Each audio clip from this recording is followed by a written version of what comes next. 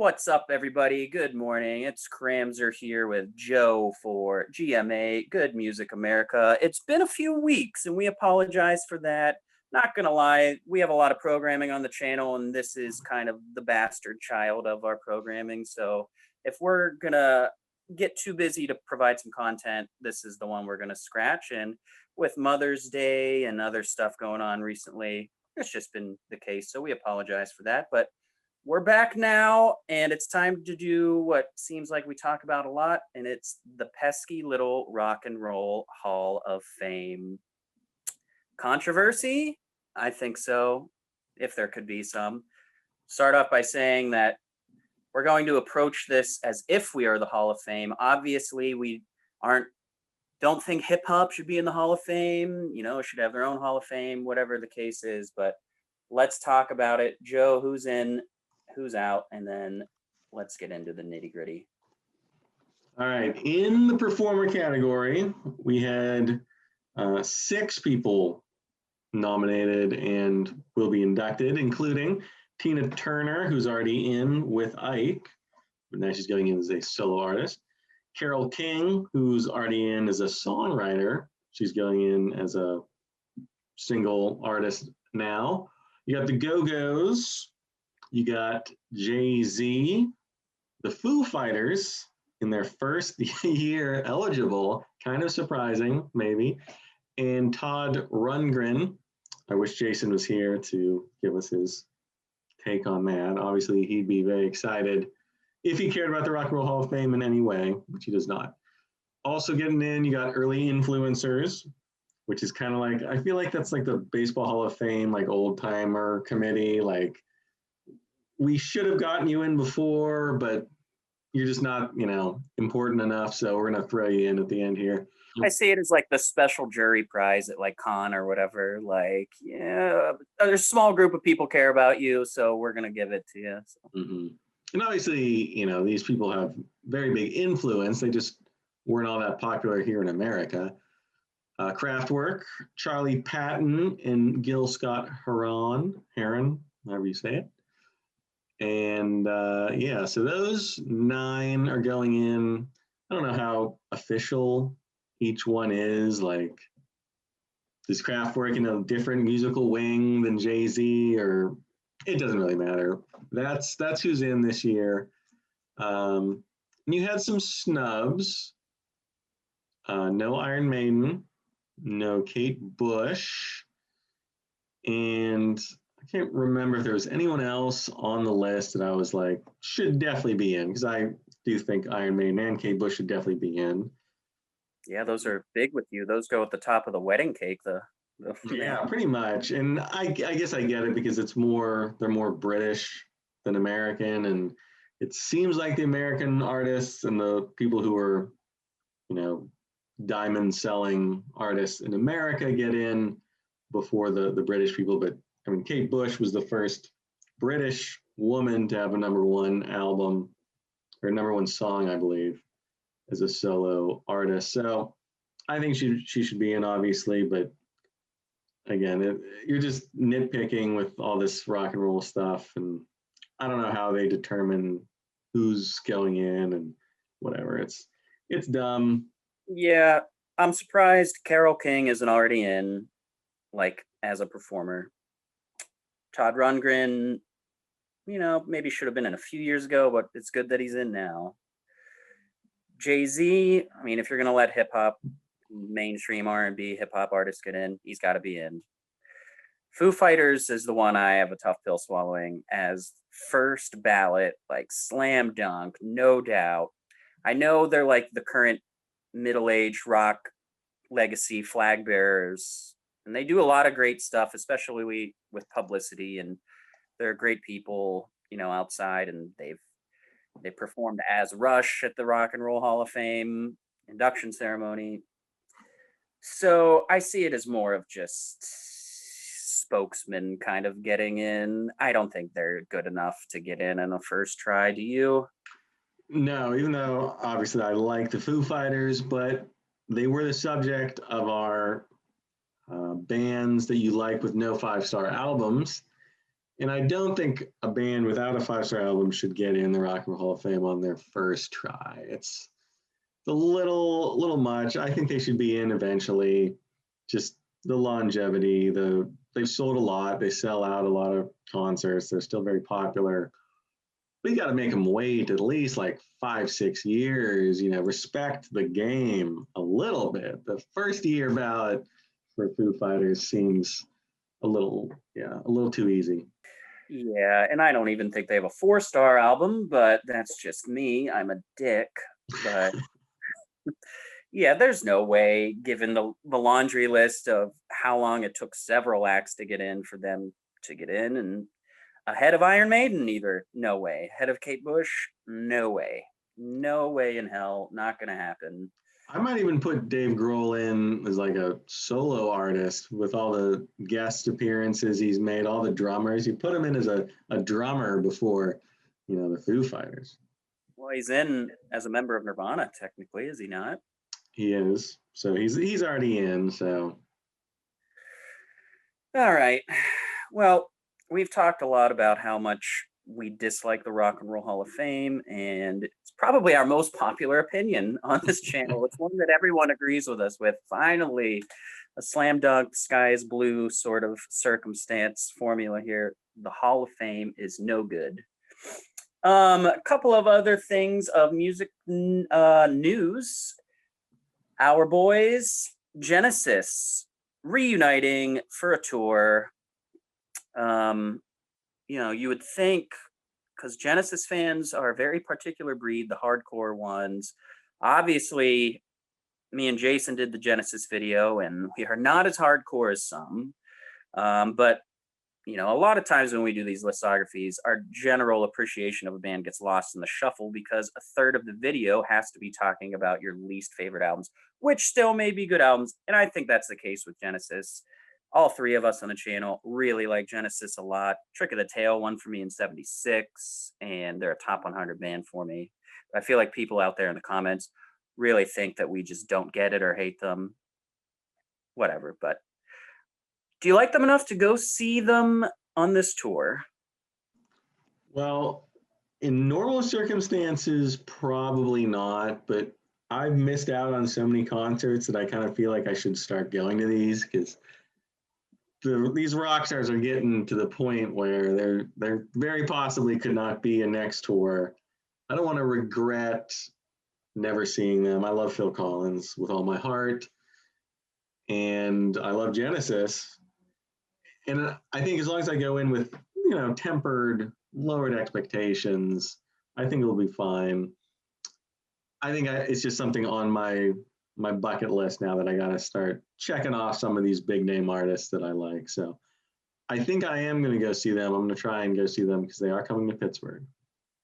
Ooh, maybe I'll go with you. What are the chances Peter Gabriel shows up for some of the performances? I'm going to say -1,000.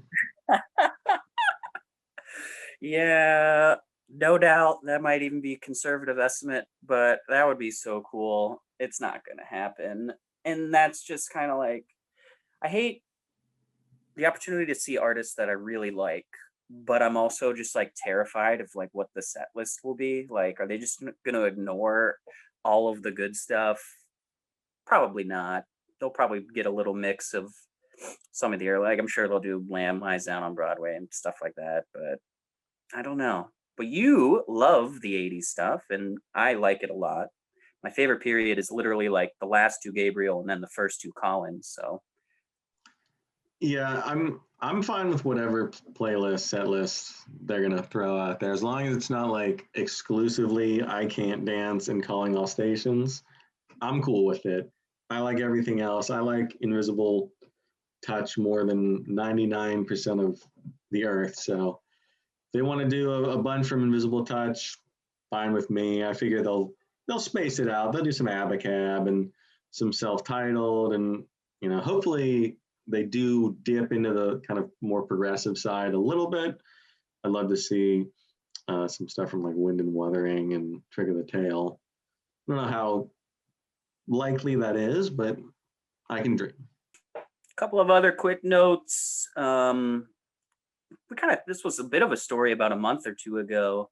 The Weeknd is just like becoming one of the biggest crybabies in all of music, and it's getting to the point where it's kind of making me like him less. I like him a lot, but like, why is he so obsessed with his Grammy snub? And now he's got like this just declaration of war against, their parameters and how they operate and all this stuff. Just why is he so obsessed with this? I have no idea. It's the friggin' Grammys. No, I mean, it's hard for me to believe that like the artists themselves think there's any cachet with winning Grammys. Like, do they not know that it's kind of a joke, or is it not a joke to the artists? Are they like really into like racking up the Grammy noms? I think it's like a social thing. Like, he's wearing all the right clothes, he's got the right car, he's taking the right classes, but he still can't get at that one lunch table at lunch and in the cafeteria, and it's pissing him the hell off. And who cares? Why is he being such a baby about this? I guess I can see that. There is sort of like that, I've earned it, damn it. Like, just give me the respect that I believe I deserve from selling tens of millions of albums. And, it's not like he's not critically acclaimed either. I mean, the critics like him as well. So it is weird. It is kind of an odd situation for the Grammys. Usually they love those artists that get the critical respect, sell a bunch of records, perform at the Super Bowl. Like, he should be like automatic getting Grammy nominations. It's like the Dave Grohl of the top 40s, just a great ambassador. He does it all. Maybe that'll translate to a first ballot Hall of Famer in the future. Maybe. Not too much else in the news. Elon Musk performed at SNL, and his girlfriend or wife, are they married? They're married. I think it's his girlfriend. No, he probably doesn't believe in marriage. He's probably got some sort of space civil unity he believes in. But he wasn't as bad as I thought he would be. She did make an appearance, and I just kind of realized how friggin' weird of a couple they are to me. And there have been some weird couples of like musicians dating non-musicians. But this one just, I don't know, it really rubs me the wrong way. I don't get it. Well, he is a trillionaire, billionaire who basically has like his own space armada. So she wants the best, she got the best. I don't know. He's not like the best looking dude in the world, but he's pretty normal kind of looking guy. He's probably really smart. I thought he was pretty decent on SNL. I didn't know what to expect. Better than, you could really hope for, I think. So, but yeah, it's a really weird couple. She just doesn't seem like that type of person, like the real arty, like synth, EDM, pop, whatever she does. Just, you don't expect that to be like tech billionaire bro. So it's weird. It really is. Yep, the sound of her music kind of fits it though. Like when he inevitably opens like a showroom for his hovercraft vehicles on Mars, like her music could be right in the showroom for it and it'll just fit right in. But it bothers me nonetheless. All right, my friend, why don't you tell everybody what's coming up this week and then what we got on the horizon? Well, this week we are breaking into a band that really means a lot to all of us. You may know them from Canada, Canada's finest export. Canada's finest export. Rush. That's right. We're going to do 20 albums of Rush, 19 albums, 19. We won't be counting feedback. Right. So 19 studio. We all of our 20 anyway, so. The albums of Rush coming up this week here on Listography, and that should be a real fun one. And then I believe the week after that, this is subject to change, but it could be the Replacements the week after Rush. Could be Lady Gaga the week after Rush. You know what? Why don't we just ask Jason what it's going to be and you can use whichever take. So get ready for that. Before we close out our GMA session, any new albums you want to talk about? I have. It's been a while, obviously, since we were on GMA together. So I have a bunch of albums that I've listened to in the past month or so. I got. I'll start with the bottom. Although really, I think I've pretty much liked everything I listened to. I got Dirty Honey, 3.5 stars. It's good, sort of GNR ish, but a little more generic sounding. Um, Good, but not, I wasn't blown away by it. Also got Bright Green Field from Squid, 3.5 stars. Not quite in my wheelhouse. It's got that kind of indie, jittery, paranoid style, little talking headsy. Could be a grower. Also on my list of 3.5s, I got Girl in Red, which is sort of like millennial pop kind of stuff. If I could make it go quiet as the album, 3.5 stars. Just a little too millennial. Sorry, I just can't deal with it. Going up to 4 stars, I got Seek Shelter by Ice Age. Cool mix of a whole bunch of different styles. I can't even begin to like pull out the different strands, but a little classic rock, a little Brit rock, a little like replacements punk kind of, just a cool mix of a bunch of stuff from a Danish band, Ice Age. And then probably the favorite thing I've listened to in the past month is Royal Blood with Typhoons, 4 stars. It sounds like they sort of took their hard rock that they had established on their self-titled in 2014, add a little bit of Arctic Monkeys. It's a lot of dancey stuff, so I really enjoyed that. 4 stars. And actually 2 last ones. Geez, I keep seeing these albums that I've listened to. Surrounded by Time by Tom Jones, which is a really interesting mix. It's Tom Jones, but he's like, the music is like this 90s brooding like Brit rock. Like it almost reminds me of some like Radiohead in there. It's really kind of a weird mix, like you wouldn't expect it, but apparently Tom Jones has been doing this for a while. So if you're not on board the Tom Jones bandwagon, just hop aboard. Surrounded by Time is the album. And then I think this will be a 4-star in the end. It's like right on the edge. The Coral with Coral Island. Really kind of cool.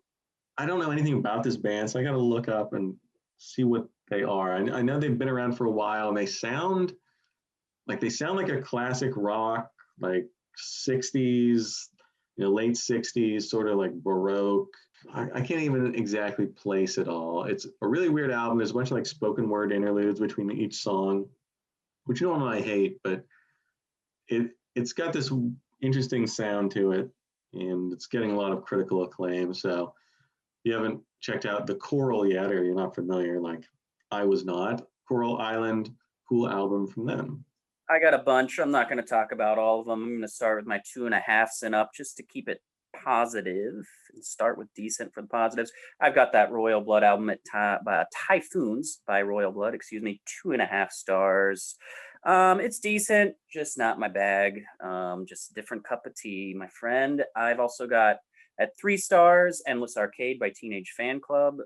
Pretty typical of what they've been into recently, which I didn't really know, so I had to go back and listen to. And this one is very similar to what they've been doing the last few releases, but a little more like 60s pop sounding, I'd say, less power. Next, I've got Cloud Nothings with Shadow I Remember. I've got that at 3 stars. One that I thought you had listened to, maybe you just didn't talk about it, but Inked in Red by Vision Video. I'm going 3.5, very close to 4. Maybe with another listen or two, it'll get there. But this is one that's for all of you underground 80s dance club fanatics. It is just a big mashup, and sometimes a little too on the nose of The Cure mixed with Morrissey and New Order. It really feels like you're in like London 1983 and all gothed out. It's very good. They are to the 80s goth dance scene what Greta Van Fleet is to Led Zeppelin. But I very much prefer this, so 3.5. I've also got Seek Shelter by Ice Age at 4. Yeah, hard to put your finger on. It's very gritty, but very like concise, like punk rock. There's some like Ben's Radiohead stuff in there. There's some like Babes in Toyland. There's some more like catchy stuff like Weezer or Nada Surf in there. It's very cool. Can really tell there's a lot of newer artists out now that are just paying homage to like the 90s now. Like 10 years ago, if you're watching our album of the years list from like 11, 12, 13, we're like, oh, you gotta love the 80s retro stuff. Now it's 90s, especially that one album that came last year. I don't have in front of me. What, a Beepa da Boopity or what what was the, you know what album I'm talking about? Yeah, the Beeba Doobie, I think. Yeah, it sounds exactly just like it scoring like a 90s teen drama comedy. It's awesome. So 90s everywhere. I've also got it 4 stars. Glow by Alice Phoebe Lou. Jason, this is like maybe his front runner for album of the year right now.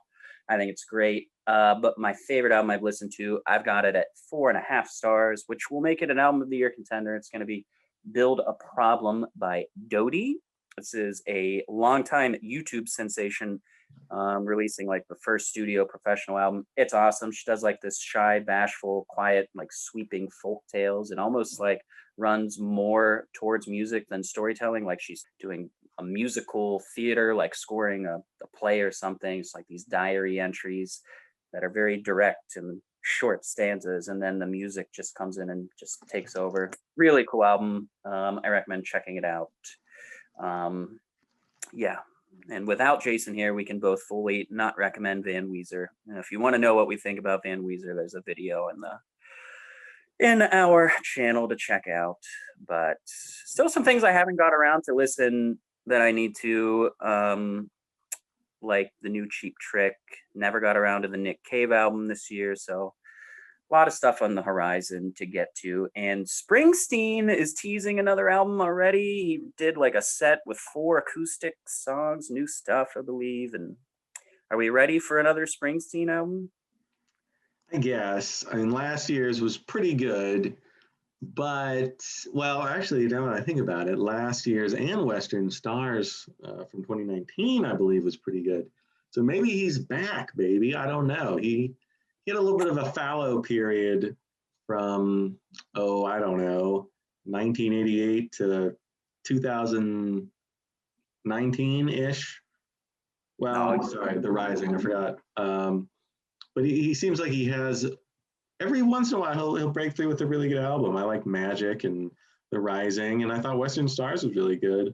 And Letters to You, not bad too. So I don't know. He's a tough one to put his finger on. He can go either direction really hard. Well, he's got a lot of source material after the DUI arrests, so I'm looking forward to it if it happens. If not, it's okay. He had a great album out last year, but let us know in the comments what new stuff you guys are into, any recommendations. If you heard the stuff we talked about, what you thought about those. Don't forget to tune in this week for Rush, the Holy Trinity, second best Holy Trinity ever outside of Joe, Jason, and Kramzer. We'll be doing songs on Wednesday, and then we've got a pretty cool, fun side 3 on Thursday. Album of the year 2017 on Friday. Yeah, we're almost done. I don't know what we're gonna do after that. It's gonna be chaos here at Listography. I'm not looking forward to that. And yeah, so everyone have a good week. Get ready for Rush. On behalf of Joe and myself, thanks for watching. Don't forget to like, comment, subscribe, hit the bell for notifications. Check out our social media presence. And we'll see you next time on Listography.